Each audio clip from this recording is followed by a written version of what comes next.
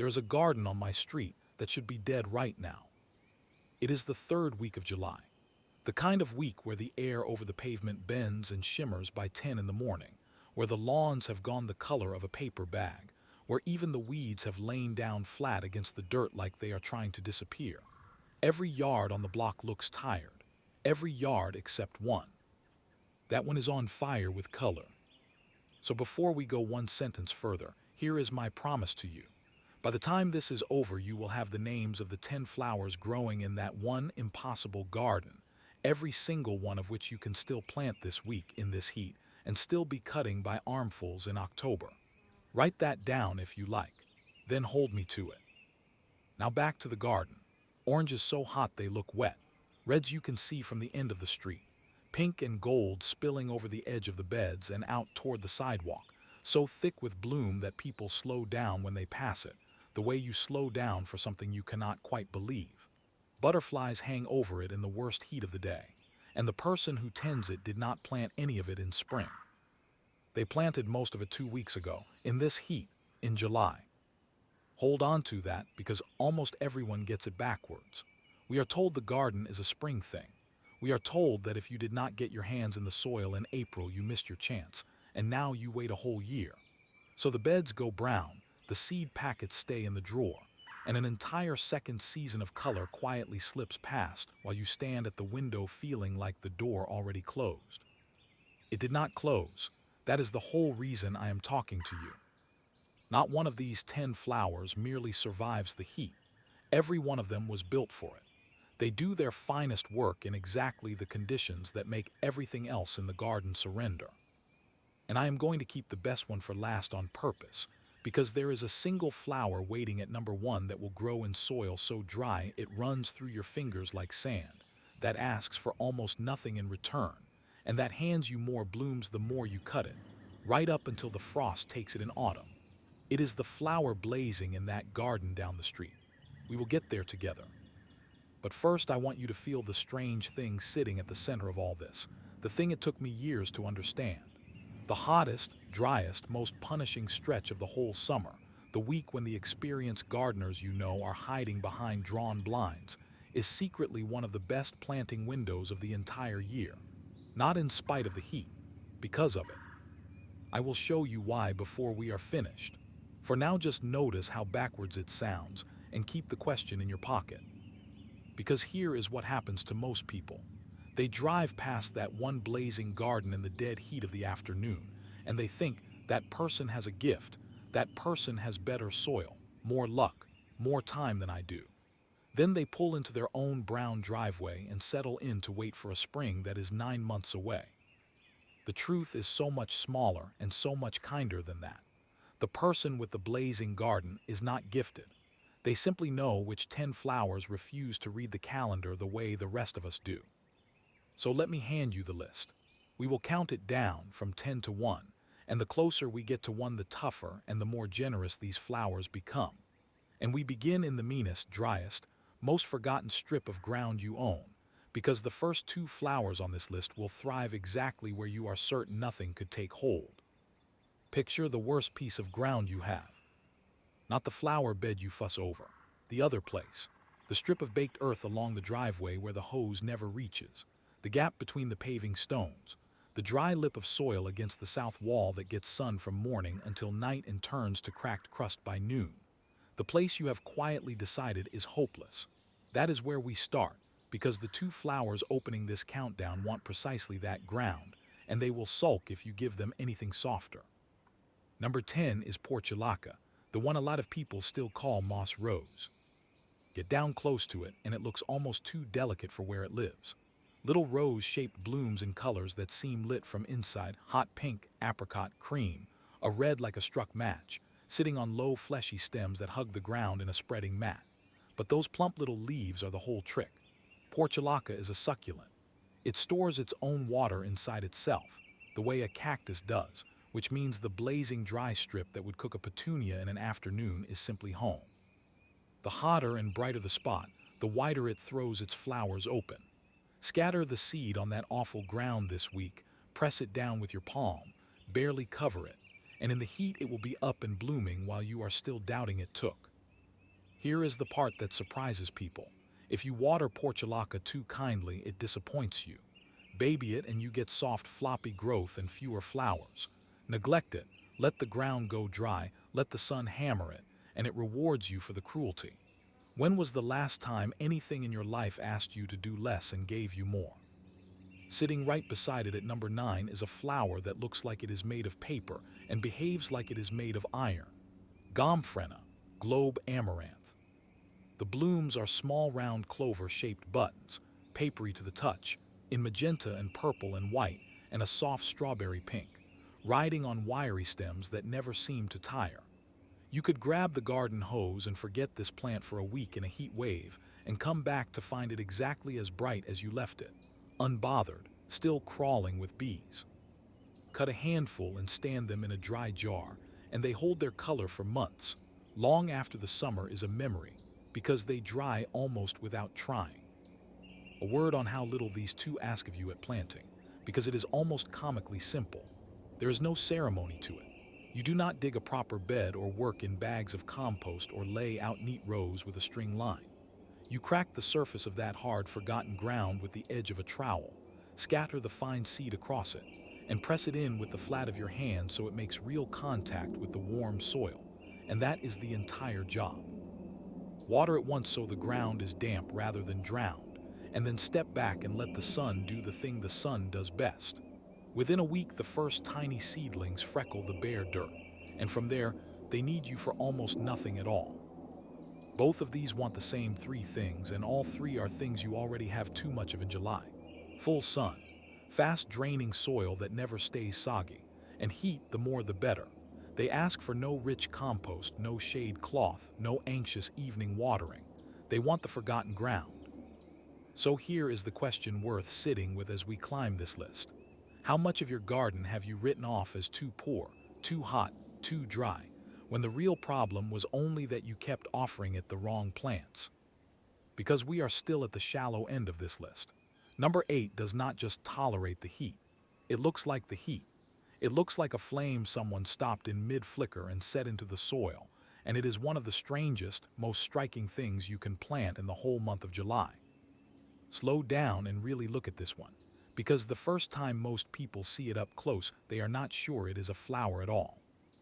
Number 8 is celosia, and it comes in two shapes that both look like fire. One throws up tall feathery plumes, soft and pointed like little candle flames, in scarlet and orange and gold and hot pink, a whole bed of them swaying like a field caught mid-burn. The other, the kind old gardeners called coxcomb, curls and folds in on itself in dense velvet ridges, so that it looks less like a bloom and more like coral, or like something you would expect to find deep underwater rather than standing in a dry July border. Run your fingers over the velvet kind and it does not feel like a petal. It feels like felt, like the nap of an old coat. Children cannot leave it alone, and the color does not fade politely as the weeks go by. It deepens, it smolders. Here is what matters for right now, for this week in this heat. Celosia is a hot weather flower to its core. It comes from parts of the world where the sun does not apologize, and it refuses to even think about growing until the soil is properly warm, which is exactly why July suits it so perfectly, and why a cool spring often does it no favors at all. The warm ground you have right now is the ground it has been waiting for. Sow it now and it moves fast. Give it a spot in full sun, soil that drains rather than sits wet, and enough room to stand, and it will burn steadily on from late summer straight into autumn. It shrugs off the humidity that turns softer flowers to mush. It keeps its color when the afternoons climb past 95 degrees. And when the season finally winds down, you can cut the plumes and hang them upside down in a dry room, and they will hold their fire all through the winter. A little piece of July burning quietly on a shelf in January. Give each plant a little room when you sow, because in this warm ground celosia grows with real appetite, and a plume that started as a speck of seed in July can stand knee-high and burning by the end of the summer. Thin the young seedlings so each one has space to breathe, and so the air can move freely between them, and they will pay you back by standing straight and clean right through the muggiest weeks of the year, exactly when so many crowded, coddled plants begin to sulk and spot and rot. A little room now buys you a lot of fire later. Think about that for a second. A flower you plant in the hardest heat of the year that you can still be looking at, still blazing in the coldest, darkest week of the one that follows. There is a thread running through everything on this list, and celosia pulls it tight. These are not fragile things you coax along and hope to keep alive. These are flowers with tropical blood, plants whose ancestors grew where the heat is relentless and the rain is unreliable, and your brutal July garden is not a hardship posting to them. It is a homecoming. So if you have been standing at the window all month thinking the season had passed you by, here is your permission and your proof. Warm soil is not a closing door. To a flower like this, it is an open one. And that idea, that the heat is an invitation and not a sentence, is about to matter even more. Because number 7 is a flower so willing, so easy, so forgiving of poor dry ground, that the most common way to fail with it is to be too kind. Feed it well and it will punish you. Starve it a little and it will pour flowers over your fence until October. Let the pace ease here because number 7 does not shout, it sways. Picture a tall airy cloud of a plant, waist high or higher, with fine feathery foliage and simple open blooms floating at the top on slender stems, so light that the smallest breeze sets the whole thing nodding. White, blush pink, deep rose, and single flowers with a bright button at the center that the bees ride like a small landing pad. That is cosmos, and it may be the most generous flower on this entire list for the least possible effort. You can sow cosmos directly into warm July soil, right where you want it to grow, no pots, no fuss, and in the heat it comes up in days. From a sowing now you can be looking at open flowers in around 7 weeks, which puts you comfortably into bloom by early autumn and keeps you there until the cold arrives. Scatter, rake lightly, water it in once, and then mostly leave it alone. And here is the paradox that trips so many good, well-meaning gardeners. Cosmos does not want your best soil. Give it rich, fed, pampered ground and it does something almost comic. It grows enormous, lush, leafy, tall as a person, and it barely flowers at all that generosity going straight into greenery. But plant it in poor, thin, dry soil, the kind you apologize for, and it flowers as if its life depends on it. Lean ground makes it bloom. Comfort makes it lazy. Is there a lesson hiding in there about more than gardens? Probably. I will let you decide whether a little hardship has ever made you flower too. But keep it practical for now, because this one fact changes how you should treat half your yard. That dry, hungry, neglected border is not a problem for Cosmos. It is the secret to it. There is one more gift folded into this flower, and it is the kind that keeps giving long after you have stopped paying attention. Cosmos self-seeds. Let a few of the last blooms of the season fade and dry on the plant instead of cutting them all, and they will drop their seed into the warm ground below. And next summer, without you lifting a finger, a new generation comes up on its own. Plant it once in a July like this one, and you may find you have quietly planted it for years. One gentle warning, because it is really the only way people ever go wrong with Cosmos. If a plant starts to stretch tall and leggy and looks like it might flop in the first summer storm, do not rush out to stake it and fuss over it. Simply pinch out the soft growing tip while the plant is still young, a single nip between finger and thumb, and it answers by branching out sideways into a bushier, sturdier, far more flower-covered shape. That one small pinch is the whole difference between a lanky bare stalk and a rounded cloud of bloom. It may be the least work a flower has ever asked of anyone. So there is a picture worth holding. A single afternoon this week, a raked strip of poor dry soil, a $2 packet emptied into your hand and scattered like you are feeding birds. Water it in and walk away. And by the time the evenings finally turn cool, you are cutting armfuls of soft, nodding flowers from ground you had written off entirely, the whole thing paid for by the price of a coffee. We are moving now toward the sturdier heart of this list, the flowers your grandmother knew by heart, the ones that have been standing in the hottest borders of the hottest summers for longer than any of us have been alive. And number 6 is one you have almost certainly smelled before you ever knew its name. There is a scent that comes next, before the color even reaches you. Brush past number 6 on a hot afternoon, and you will catch it, that sharp green pungent smell that some people love and some people wrinkle their nose at, the smell that lived in the borders of nearly every garden your grandparents ever kept. Marigolds, the plainest, most familiar, most quietly underestimated flower on this whole list, and one of the toughest things you can put into a July bed. Close your eyes and you can probably already see them. Dense ruffled pompons in gold and rust and deep burnt orange, or the smaller single kinds with their dark centers, packed shoulder to shoulder along a path, glowing in the heat like coals that never quite go out. They are so common that we have almost stopped seeing them, and that is a mistake, because common is another word for reliable, and reliable is exactly what you want in the cruelest weeks of the year. Marigolds do not flinch in the heat. Full sun is where they are happiest.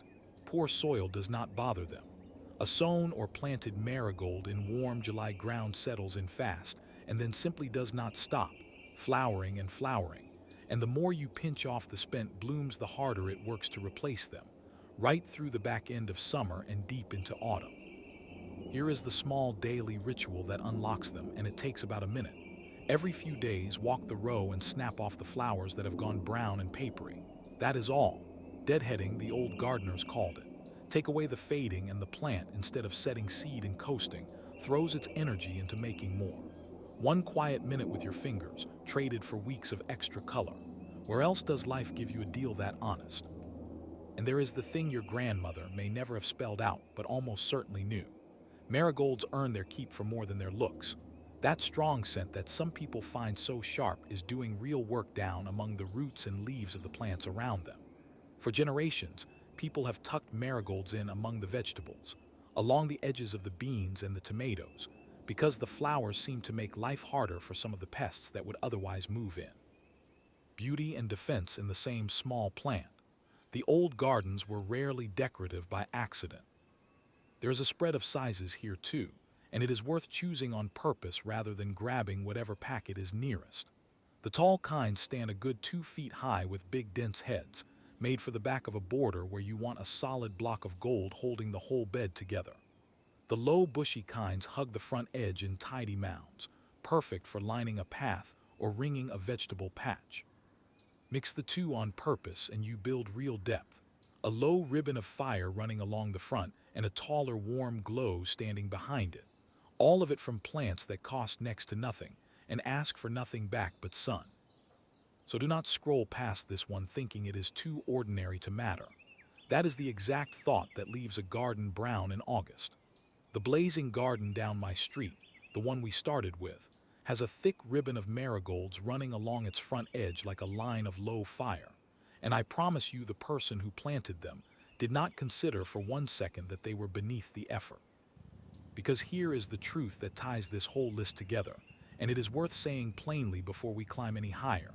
The flowers that survive the heat are almost never the rare ones, the fussy ones, the ones that need coddling. They are the humble, sturdy, old-fashioned ones that have been quietly doing this for 100 summers. And number 5 may be the sturdiest of them all. It is the flower that actually blooms harder the hotter it gets, the one still standing wide open and glossy at high noon when everything around it has fainted. Step outside at the very worst hour, the flat blinding middle of the afternoon, and look at what is still standing. Most of the garden has quietly checked out. The leaves are drooping, the softer flowers have folded, the whole bed has that wilted, holding its breath look that says come back in the evening. And then there is number 5, glossy and upright and completely unbothered, its flowers thrown wide open to the very sun that has knocked everything else flat. This is vinca, the one often sold as annual periwinkle, and it is the closest thing on this list to a flower that thrives on punishment. Look closely, and it is a simple, tidy, honest bloom.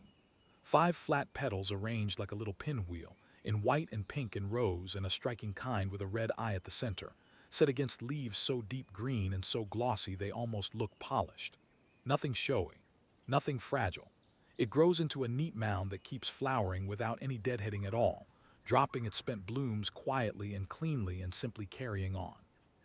But the reason it earns its place this high is what it does in exactly the weather that ends the season for other plants. Vinca does not merely put up with heat and drought. It comes alive in them. The blazing afternoons that make you want to lie down are the afternoons it does its best and brightest work. Plant it now, into warm July ground, and while your neighbors are mourning their fried petunias, you will have a mound of glossy color that looks, if anything, relieved. There is one small thing Vinca does ask of you, and it is the exact opposite of what your instinct will tell you to do. Do not drown it with kindness. Let the ground go dry between drinks, water the soil and not the leaves, and give it all the sun it can take without a shred of apology. Overwatering is very nearly the only way to lose this plant, because soggy roots are the single thing its desert wiring cannot forgive. Treat it a little like the tough survivor it actually is. Hold back the hose, and it will quietly outlast almost everything else you put in the ground this year. And this is the moment to finally answer the question I asked you to keep in your pocket right at the start. Why is the hottest week of the year secretly one of the best times to plant and not the worst? Here is the answer, and it is pure and simple biology. Seeds and young roots do not wake up according to the date on the calendar. They wake up according to the temperature of the soil. Most of the flowers on this list come from hot parts of the world, and they are wired to hold back until the ground is genuinely, deeply warm, because in their ancient memory warm soil means the dangerous cold is safely past, and it is finally safe to grow. In spring the soil is often still cold and grudging, and these seeds sit and sulk and rot. In July the ground is warm all the way down, warmer than it will be at any other point in the year. So the seed you press in this week does not hesitate. It reads that heat as the all clear and it goes, fast, roots driving down, growth surging up. That is the whole secret. Not a trick, not a gift, not better luck. Just the plain fact that warmth is the starting gun, and in July you are holding it. So the heat you have been cursing all month, the heat that has been keeping you inside and away from the beds, is the very thing these flowers have been waiting for. It was never working against you. You were simply handing it the wrong seeds. Hold that because it changes everything about how the rest of the summer can go. And it leads us straight to number 4, a flower so tough, so drought-hardened, so willing to grow in rough, forgotten ground that once it takes hold you may struggle to remember you ever planted it at all. It is also, quietly, the busiest butterfly stop on this entire list. Come out to the garden in the morning now, before the heat, and watch what is already working before you have even had your coffee. There is a plant near the edge, low and spreading and a little unruly, and it is covered in small, tight clusters of bloom, dozens of tiny flowers packed into each rounded head. And here is the strange and wonderful thing about it. A single cluster can hold 2 or 3 colors at once, so that one flower head shades from yellow into orange into deep pink, as though it could not decide and simply kept all of it. This is lantana, and above it, even at this early hour, the butterflies are already turning slow, lazy circles, waiting for it to warm. Lantana is built like a survivor. The stems turn faintly woody, the leaves have a rough sandpaper texture and a sharp scent when you brush them, and the whole plant carries itself with the confidence of something that has seen worse summers than this one and does not expect to lose. Once it has its roots down into your ground, drought barely registers. You can forget it for stretches that would kill a softer plant, and it just keeps flowering, cluster after cluster, straight through the heat and on until the cold finally stops it. That toughness is exactly why it belongs this high on a July list. This is not a flower you fuss over. It is a flower you plant into a hot, difficult, rough patch of ground and then more or less step back from. Full sun, room to sprawl, and it takes care of the rest, asking almost nothing while handing you months of color and turning your garden into one of the liveliest corners on the street. Because that is the other gift, and for a lot of us it is the one that matters most. Lantana is a magnet. The butterflies do not merely visit it, they gather at it, all day, in numbers that can make a small border look like something out of a nature film. So when you plant lantana, you are not only buying yourself flowers, you are buying yourself movement and company, and the particular slow pleasure of standing with a cup of something warm in the early morning, watching the day arrive on 100 pairs of wings. It comes in a whole range of these blended colors too.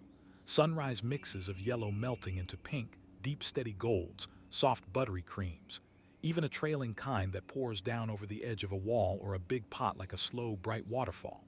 Set one of those in a container right by your door. where it can spill over the side and bake in the heat bouncing off the paving, and it will flower there, entirely unbothered, all season long, greeting you every single time you come and go. Very few plants give you that much company for that little watching. Ask yourself something honest here. When was the last time you stood still in your own garden, doing nothing, just watching? Not weeding, not tidying, not fixing. Just watching. A plant like this one is really an invitation to do exactly that, to be handed a reason to stop and look, which in the second half of life turns out to be one of the least ordinary gifts a garden can give. We are close to the top now. The last three flowers are the giants and the workhorses, the ones that turn a bare July bed into something people slow their cars for. And number three is a flower you already know, a flower you probably planted as a child, a flower whose whole nature is to follow the light. But almost nobody realizes you can still start it this late and still be rewarded. Think back for a moment. There is a good chance the very first seed you ever planted as a small child was this one. Number three is the sunflower, and everyone assumes it is finished for the year by the time July arrives. Everyone is wrong. Push a few fat sunflower seeds into warm ground this week, an inch down, water them in, and in the heat they come up almost eagerly, unfolding those first thick seed leaves within days. And from a July sowing you can be looking up at open blooms by September, exactly when a lot of the garden is starting to tire. A late sunflower is not a failure. It is a second act, time to land right when you need it most. There is something about a sunflower that goes deeper than its looks, and you feel it even as a grown adult. A young sunflower actually turns its face to follow the sun across the sky through the day, east in the morning, west by evening, a slow daily nodding that old gardeners love to point out to children. There is a plain and stubborn hopefulness in a plant that spends its whole young life turning toward the light, and standing next to one that has grown taller than you, in the golden slant of a September afternoon, does something quiet and good to a person that is hard to put into words. Practically speaking, they could hardly be easier for a July start. Full sun, which you have in abundance right now. Ordinary soil, nothing special. A drink of water while they are getting established, and then increasingly they fend for themselves, their roots reaching deep and their stalks thickening into something that laughs at wind. Choose the shorter branching kinds, and you get not one bloom but a whole candelabra of them on a single plant, flower after flower over many weeks, rather than one giant head and done. And when the blooming is finished, the giving is not. Leave the spent heads standing as the weather cools and they become a feeding station, packed with seed, and the birds will find them. And on a gray morning at the far end of the year, you will stand at that same window and watch finches working over a flower you started in the middle of a heat wave. Few things you can plant give back across so many seasons from a single July afternoon. If you have children or grandchildren anywhere near your life, this is the one to plant with them, because the sheer speed of it in warm July soil is the kind of magic a small child can actually keep pace with. A seed pushed into the ground on a Sunday is a green shoot within the week and something taller than the child inside a month. And there is no lecture about patience ever given that teaches half as much as watching your own sunflower race you toward the sky. Some of the finest gardeners I know started their whole life with plants exactly there, small, in a July like this one, standing beside someone taller who handed them a seed. So if some part of you has been whispering that it is simply too late, that sunflowers are a spring memory now, let this be the sentence that puts it to rest. You can plant the most hopeful flower there is, this week in this heat, and still be standing under it at the end of the season with your head tipped all the way back. We have two flowers left, and both of them are the ones that truly make people slow down and stare. Number two is a giant that most people have never heard of, a flower that pours out of poor dry soil in a shade of orange, so intense it looks unreal. And it is the single most reliable way I know to bring the biggest butterflies of all straight to your door. This one is going to surprise you, because most people have never even heard its name. Number two is Tithonia, which nearly everyone who grows it just calls the Mexican sunflower, and the first time it hits full stride in a July garden it stops conversations. Picture a plant that climbs shoulder high and higher in a single season, branching and broad, and then covers itself in blooms of an orange so hot and so pure it almost does not look like a color that soil could produce. Not gold, not rust. A blazing, saturated, traffic-stopping orange, each flower held on a slightly velvety stem, the whole plant humming with life from morning to night. Now here is why it sits this high, this close to the very top of the list. Tithonia does not just tolerate heat and poor ground. It demands them. Give it rich, fed, comfortable soil, and like the cosmos we met earlier, it grows into a leafy green monster with far fewer flowers than it should have. Give it hard, hungry, dry, sun-blasted ground, the kind you have plenty of in July, and it explodes into bloom. This is a flower that treats your worst soil as a dare and answers it with fire. From a seed sown into warm ground this week, Tithonia grows fast, fast enough that it always astonishes first-time growers, and it flowers on and on and on, right through the hottest part of the year and deep into autumn, more blooms opening the more you cut, which means you can fill a vase again and again, and the plant only stands taller for it. And then there are the visitors. If lantana pulls in the butterflies, Tithonia pulls in the giants. This is the flower that brings the monarchs, the big showy travelers, floating down onto those hot orange faces in the low afternoon light. People plant whole beds of Tithonia for this reason alone, as a wayside station for butterflies on their long journeys, and to stand in the middle of one on a warm September evening is to feel, for a few minutes, like you are somewhere much wilder and more alive than your own back garden. Give it real space when you sow, because this is a big, generous, ambitious plant, and it will happily use every inch you offer it. Set the seed somewhere the plant can reach its full towering height without shading out everything around it, along a back fence, in that wide sunny corner, against the blank wall of the shed, and it will build itself into a living screen of blazing orange in a matter of weeks. It is one of the very few flowers on this whole list that can take an ugly bare boundary, the sort of spot you usually try to hide, and turn it into the best-looking part of the entire garden. So let me plant one clear picture in your mind because I want you to actually do this and not just nod along. A rough, dry, sunny corner you have never known what to do with. A pinch of seed from a single cheap packet. A few warm July weeks. And then out of that forgotten ground, a towering wall of blazing orange taller than you are, alive with the biggest butterflies you will see all year. That is not a fantasy. That is one seed packet in one hot month, and it is available to you right now. Which brings us at last to number one, the flower blazing at the heart of that garden down my street, the one I promised you at the very beginning, the one that will grow in dust-dry soil, from a packet that costs almost nothing, and that hands you more the more you take. It is time you met it, and it is time I told you whose garden it really is. So here we are, the top of the list and the garden we started with.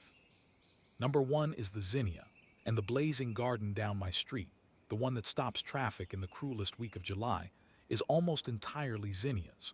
Row upon row of them, in every hot color there is, scarlet and coral and magenta and gold, and a green so odd and lovely you have to see it to believe it, standing straight and proud in the exact heat that has flattened every other yard on the block. If you plant only one flower from everything I have told you today, in this weather this week, let it be this one. Let me tell you why it wins, and it comes down to a kind of generosity that no other flower on this list can quite match.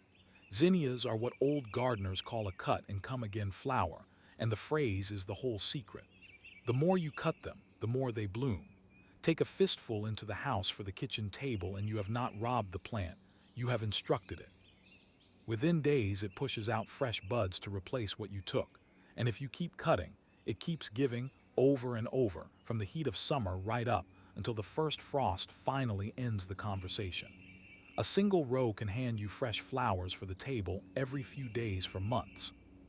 And it does all of this from almost nothing. A packet of zinnia seed costs about the same as a cup of coffee. You do not start them indoors. You do not baby them. You scatter or space the seed directly into warm July soil, barely cover it, water it in, and in this heat they are up within a week and racing. They want full sun and they want the warmth you already have, and they will grow in soil so dry and plain that you would hesitate to plant anything else there at all. Dust in your palm is not too poor for a zinnia. It is simply the starting line. Here is the one small trick that turns a good row of zinnias into an endless one, and almost nobody tells beginners about it. When you cut, cut deep, reaching well down the stem rather than snipping politely just below the flower, even when it feels almost greedy to take so much plant with each bloom. Cutting deep tells the zinnia to send up long, strong, fresh stems from low down, and those long stems are exactly the ones that hand you the next armful. Snip timidly at the top and you get short, stubby regrowth. Cut boldly and low and you get months of flowers. The plant rewards confidence, which is a fine and quietly encouraging thing for a first-time gardener to learn before anything else. So who tends that garden down my street? It is not some master gardener with decades of secret knowledge. It is someone who told me, standing at the fence one evening, that they had never grown a single thing until a few years ago, well into the second half of their life, when a neighbor handed them one cheap packet of zinnia seed in the middle of a hot July and said, "Just put these in the ground and do not think too hard about it." That was the whole beginning. One packet, one hot month, one small act of not overthinking, and now people slow their cars for what grew out of it. That is what I most want you to take from all of this. The most spectacular flower on this entire list, the one that draws a crowd, is also the cheapest, the easiest, and the most forgiving, and it landed in that person's life through a single packet of seed and a nudge from someone who said, "Do not wait." So consider this me leaning over your fence. Here is your packet. Here is your hot, dry patch of ground. Do not think too hard about it. Just put them in. Because the season is not closing on you. It is opening right now in the heat if you are willing to kneel down and begin. Come back with me to where we started. The brown street, the tired yards, the one garden blazing away in the worst heat of July while everyone else waits at the window for a spring that is 9 months off. You know now that the person kneeling in that garden is not gifted and not lucky and does not have better soil than you. They simply learned the one thing that changes everything, the thing this whole list has been circling, that the heat was never the enemy, that the calendar was never the boss. That warm, dry, punishing July soil is not a locked door but an open one if you walk up to it holding the right handful of seed. And you are holding it now. Portulaca and gomphrena for the meanest strip of ground. Celosia like a flame you can plant. Cosmos that blooms harder the leaner you keep it. Marigolds your grandmother trusted. Vinca that comes alive at high noon. Lantana and Tithonia alive with butterflies. A sunflower to tip your head back under in September. And zinnias, the great generous zinnias, handing you more every time you cut. 10 flowers, one hot month, a few cheap packets and a patch of ground you had given up on. That is the whole cost of turning your brown yard into the one the street slows down for. Here is the quiet truth underneath the whole thing, and it is worth carrying past the garden and into everything else. So much of what we tell ourselves we have missed, we have not actually missed at all. We have only believed the season was over because no one showed us the second one. The window we thought slammed shut in spring was standing open the entire time, in the last place we thought to look, in the hottest, hardest, least promising week of the year. So do not stand at the window one more evening. Do not wait for a spring that is 9 months away. Kneel down in the heat this week, press a few of these into the warm ground, and let the strangest month of the summer show you what it has been keeping for you all